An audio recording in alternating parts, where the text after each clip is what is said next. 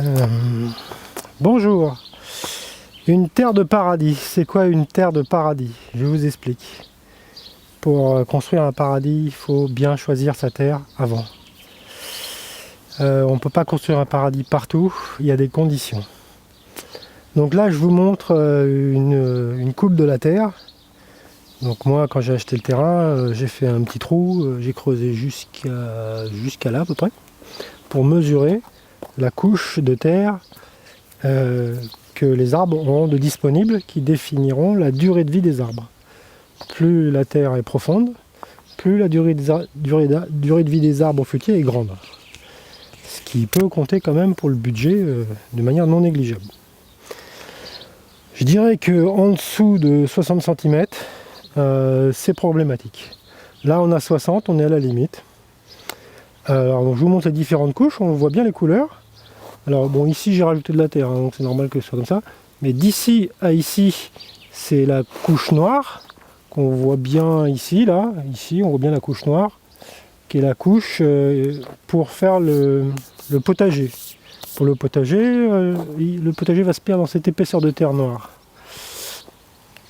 Ensuite, donc c'est une partie oxygénée. Ensuite, vous avez la partie argile, qui est là et bien plus conséquente, qui retient l'eau pour les arbres, qui est très utile, qui dans mon cas est drainante, parce que comme vous pouvez le voir, ce bassin est sec. L'hiver, il y a un peu d'eau, mais pas beaucoup, hein. S'il y a 10 cm d'eau, c'est bien un maximum, ce qui fait que le terrain est drainant. Donc c'est bien pour les arbres fruitiers que le terrain soit drainant. À la fois l'argile retient l'eau, et à la fois le terrain est drainant pour ne pas saturer en eau l'hiver. Donc ça, c'est des conditions pour créer un paradis. Il faut que votre terrain soit drainant, tout en retenant l'eau par l'argile. Et l'épaisseur de terre suffisante, minimum 60 cm. Les endroits où j'ai 40 cm, je suis obligé de rajouter de la terre parce que les arbres fruitiers végètent. Ils sentent que leur environnement est faible en niveau terre. Il y a quelque chose chez les arbres qui identifient quel est l'environnement dans lequel ils vont pouvoir faire croître leurs racines. Et si c'est restreint, il reste restreint. Donc vous aurez des petits arbres et pas beaucoup de fruits. Donc voilà. Donc là on a une partie qui, disons, une argile blanche, riche en calcaire. Donc c'est les arbres qui vont attaquer, en fait c'est les arbres qui dans le passé ont attaqué la couche de calcaire, qui l'ont transformée en argile. Un argile d'abord riche en calcium, bon, s'il y avait encore des arbres ici, hein, le terrain a été sans arbres pendant au moins 100 ans, et bien en fait les racines des arbres transformeraient progressivement cette zone-là en terre marron clair, ce qui augmenterait l'épaisseur de terre au fur et à mesure. En fait, c'est les arbres qui fabriquent le sol et qui attaquent le calcaire, qui sont les sédiments de tous les petits coquillages marins, qui se sont accumulés et agglutinés et comprimés, formant le calcaire. Et bien ce calcaire va se transformer en argile. L'expérience, vous pouvez la faire facilement, hein, sur les pistes de BMX, on connaît bien le problème. Quand on fait des revêtements blancs en calcaire, dès que ça inonde, et bien en fait ça se transforme en boue et ça devient marron. Donc c'est aussi un processus de transformation du calcaire par l'eau. Voilà. Donc mais là, en sous-sol, l'action des racines est nécessaire. Parce que c'est l'acide des racines qui va dissoudre le calcaire et transformer progressivement le calcaire en argile, qui lui-même va retenir l'eau plus tard. Donc vraiment, l'arbre adapte son environnement pour qu'il lui soit favorable.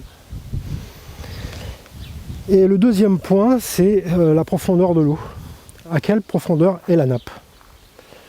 Parce que si vous avez une très bonne terre, un très bon terrain, mais que vous n'avez pas d'eau, eh ben c'est pas la peine. Les arbres ont besoin d'eau et ils iront la chercher en profondeur. Et est-ce que ça va être difficile pour le chêne par exemple, le noyer, c'est des arbres qui font des racines pivots, et eux ils n'ont qu'une obsession, c'est aller chercher l'eau de la nappe. Et plus la nappe va être profonde, plus l'arbre va mettre du temps à croître. Et ce sera un moins bel arbre, etc. Tout va être ralenti. Et donc, et quand je dis ralenti, ça peut être du simple au triple, hein, c'est vraiment très important. Alors ici, l'eau est à 13 mètres. Comment je le sais? Parce qu'en fait, dans le voisinage, il y a des puits, il faut se renseigner, il faut chercher. Et quand vous regardez dans le puits, qui sont les anciens puits qui font 800 de diamètre, vous voyez, alors là c'est une analyse que vous pouvez faire vous-même, mais ensuite après pour connaître le sous-sol, comment est constitué le sous-sol au niveau de la roche, est-ce que c'est difficile pour les racines de traverser, ça il faut aller voir dans les puits, comment sont les puits. Donc parfois les puits ne sont pas maçonnés, il n'y a pas des pierres qui ont été rajoutées, donc vous pouvez voir, ça a été creusé à brut à même de la roche. Donc ici, je sais qu'il y a 5 mètres de pierre dure, calcaire, de très bonne qualité, qui résiste au gel, sur une épaisseur de 5 mètres. Ce qui est à la pioche, moi je vais vous montrer, mais vous allez voir, c'est une pierre très très dure, très difficile à creuser. Là c'est l'argile. Vous voyez, c'est difficile de traverser ça. À la pioche, il faut un marteau-piqueur pour arriver à traverser. Même à la baramine, on a du mal. J'ai essayé de creuser plus profond la baramine, j'ai creusé 5 cm, c'était en 1 heure, c'est une catastrophe. Donc ça, c'est très difficile pour les racines de traverser. Donc ça va beaucoup ralentir la croissance de mes arbres. J'ai mesuré qu'ici, la croissance de mes arbres était 3 fois inférieure à un autre lieu qui, lui, est sableux, où il n'y a pas d'obstacle pour les racines, où ils peuvent aller filer en ligne droite, chercher l'eau l'été à 9 mètres de profondeur, à 6 mètres de profondeur l'hiver. Et les arbres là-bas, les chênes, les mêmes chênes, parce qu'ils viennent de là-bas, ceux que j'ai plantés ici, ils poussent 3 fois plus vite. Ils sont 3 fois plus hauts, ils ont été plantés en même temps. Donc il n'y a pas photo. La difficulté pour les racines d'aller chercher l'eau, c'est un point majeur de la croissance de vos arbres. Et si vous voulez un paradis, il faut de l'eau et il faut une abondance en eau disponible pour les arbres pour lutter contre la sécheresse, les choses comme ça. C'est un fondamental. Donc ce qu'il faut savoir, c'est que au niveau de la réglementation, les puits à moins de 10 mètres, c'est une réglementation allégée. Ce sera plus simple pour vous de faire un puits de 10 mètres que de faire un puits de 15 mètres, 11 mètres, 30 mètres, 35 mètres. Sachant que c'est 1000 € le mètre pour creuser. Donc 35 mètres, 35 000 € le puits. Donc ça fait mal. Donc que ce soit un simple forage ou un trou de 800, c'est le même prix. Enfin moi j'ai consulté 2 sociétés, c'est le même prix. Que si c'est juste un tuyau et puis, ou un gros diamètre, ils mettent autant de temps. C'est juste que la phase n'a pas le même diamètre, voilà c'est tout. Ça c'est un point important. Donc moi ici chez moi c'est clairement un point faible. Traverser ces 5 mètres de calcaire dur, ça va être très long pour les chênes ou pour les noyers pour traverser ça. Ensuite, c'est du tuffeau, c'est une pierre tendre, comme de la craie, vous pouvez écrire avec, qui sera plus facile à percer par les arbres, et puis qui en plus a la propriété, le tuffeau a la propriété de retenir l'eau, 50% de son volume en eau, tandis que la pierre dure, elle, c'est même pas 50%. Donc ça, c'est pas intéressant pour les arbres. Par contre, le tuffeau, c'est intéressant pour les arbres, parce que c'est une réserve d'eau finalement. Et puis il aura plus que l'eau à 13 mètres, donc je ne sais pas quelle vitesse vont les arbres pour percer une épaisseur pareille. Il faut savoir que en spéléologie, on trouve des racines de chêne à 100 mètres de profondeur. Donc ça va très très loin, mais ça met forcément beaucoup de temps. Donc ça c'est la lutte. Alors pour la lutte contre, si vous avez déjà le terrain et que vous voulez quand même créer un paradis, en fait la solution c'est de prendre des arbres qui n'ont pas besoin d'eau.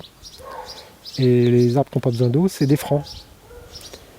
Et donc il faut exiger d'avoir des francs avec des fruits qui soient bons sur le franc. Et là vous aurez un fort enracinement. Alors il ne faut pas mettre des francs à côté d'un potager parce qu'il va pomper toute la flotte. À côté d'un potager, vous pouvez mettre du M106, mais pas du franc, parce que sinon vous n'aurez pas assez d'eau, ou alors il faudra beaucoup arroser pour qu'il y ait de l'eau pour tout le monde. Sachant que l'eau, ça coûte cher. Donc en pompage c'est pas trop cher, mais si vous payez l'adduction de l'eau de ville, c'est pas rentable. Voilà, faut le dire ce qui est. Et donc c'est les critères de choix d'un paradis. Alors par exemple, si vous trouvez un terrain au bord d'une rivière, de toute façon, en général, c'est idéal.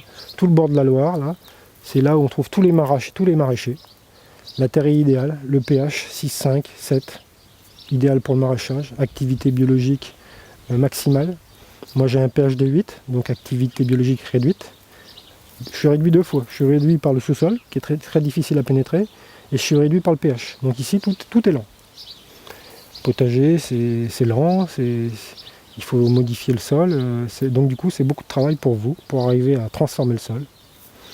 Et c'est plus vous mettrez de temps à arriver à transformer les choses. Et voilà, c'est le paradis, on souhaite l'avoir le plus rapidement possible, donc autant bien choisir dès le départ. On peut tout transformer, mais plus vous avez de difficultés à franchir, et plus vous mettez de temps, et moins vous réussissez bien. Voilà, en gros c'est ça, c'est pour ça que c'est important. Donc quand vous choisissez un terrain, proximité des rivières de préférence, et si vous ne trouvez pas, idéalement il faut que la nappe d'eau soit entre 5 et 9 mètres, entre 5 et 10 mètres, voilà. Et puis avec pas trop de difficultés pour les racines pour aller chercher la nappe phréatique. Voilà, c'est idéal. Donc avoir le terrain idéal, ça peut être très compliqué finalement, je reconnais. Mais quand vous êtes en bord de rivière, déjà en général, la terre est très noire, très riche, parce qu'en fait les débordements de rivière ont fait que ça a apporté des alluvions dans le passé. Aujourd'hui on a un climat plus chaud, donc du coup les rivières se sont un peu retirées en laissant une terre très fertile. Alors faites attention, quand vous achetez un terrain près d'une rivière, visitez-le l'hiver et visitez-le l'été. Parce que ça peut être très différent entre l'été et l'hiver. Ça peut être invivable l'hiver et magnifique l'été. Donc ça c'est un point, il faut se méfier de ça. Ça peut être inondé l'hiver et complètement sec l'été. Dans le pire des cas, ça peut arriver que des rivières s'assèchent, qu'elles n'aient pas de stabilité au niveau des sources. Vous devez vérifier tout ça. Voilà les conseils que je peux vous donner pour créer un paradis, c'est le point de départ. Donc ici, moi mon paradis, j'ai pris ce que j'ai trouvé. J'ai pas eu j'ai eu différents choix. C'est vrai que j'ai eu un choix près d'une rivière, mais qui était en haut d'une colline. Donc ça aurait peut-être été compliqué. J'ai eu un autre choix sur terrain sableux. Mais en terrain sableux, c'est des pH acides. Donc vous n'allez pas avoir. Il y a certains fruitiers que vous ne pourrez pas faire. Des fruitiers conventionnels qui ne vont pas aimer. Donc il y a peu de matière organique, donc c'est sur les terrains sableux en général, c'est des terres pauvres. Donc les terrains sableux, il faut un peu éviter, quoi. Même si ça a un avantage sur les arbres, il y a des arbres qui n'aiment pas les pH acides. Il y en a qui veulent que ça. Donc ce qui est bien, c'est d'avoir un pH plutôt neutre, comme ça vous pouvez avoir toutes les variétés vont tolérer le sol. C'est vraiment idéal. Si vous avez 6, 5, 7, ça va se passer bien avec tous les arbres. Moi j'ai 8, voilà. Donc j'arrive quand même à faire des espèces qui ne tolèrent pas les pH élevés. Mais c'est vrai que pour le moment ça n'a pas l'air de fructifier. Donc peut-être une question de patience ou peut-être ils vont mourir dans le temps, je ne sais pas. Les arbres à fraises par exemple, les arbres bousiers, normalement c'est une terre plutôt terrain acide. Mais voilà, on verra le résultat. On verra s'ils s'adaptent ou pas, s'ils arrivent à transformer le sol et à modifier le pH du sol pour leur convenance. Ça, c'est la vigueur de l'arbre qui va être capable de transformer son milieu, qui joue un rôle important. Voilà ce que je peux vous dire. Allez, en espérant que vous ferez le meilleur choix pour construire votre petit paradis. Allez, au revoir.